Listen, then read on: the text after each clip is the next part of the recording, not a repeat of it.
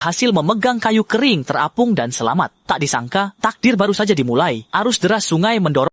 Sangat kelelahan, dia tertidur di punggungnya. Tapi tak disangka, maut mengintai. Kawanan kerbau itu sampai di tepi jurang. Tetes hujan dingin mengejutkan anak itu hingga terbangun, tapi dia terlambat. Akibat hujan deras, tanah dan bebatuan gunung mulai longsor dan hampir runtuh. Tiba-tiba terdengar gemuruh dahsyat, seolah dunia kiamat. Aliran lumpur dan batu besar tumpah ke bawah.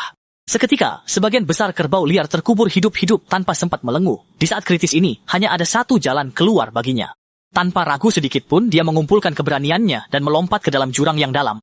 Dia berguling menuruni lereng gunung yang penuh bebatuan. Ini benar-benar antara hidup dan mati.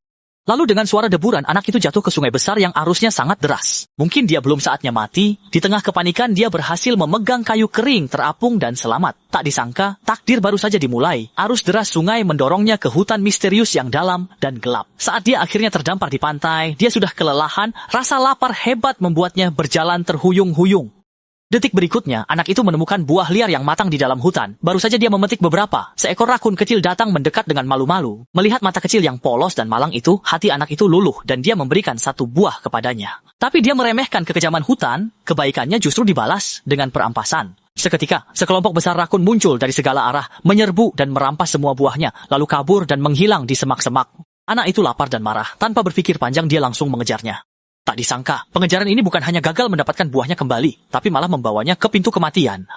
Anak itu masuk ke wilayah ular sanca raksasa dan hampir menjadi santapannya. Di saat kritis ini, sebuah bayangan hitam besar tiba-tiba muncul dan menahan serangan mematikan ular itu.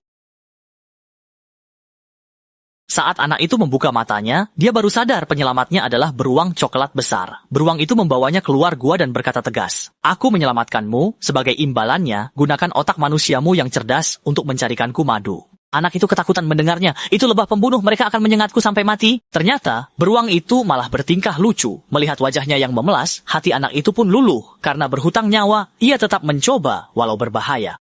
Tanpa menunda, anak itu mengikatkan sulur panjang ke pohon besar di puncak gunung, lalu mengikatkan tongkat kayu di punggungnya. Dia menarik napas dan mulai meluncur turun mengikuti sulur itu. Tapi tanpa diketahuinya, aksi pencurian madu ini akan menjadi petualangan lain yang mendebarkan.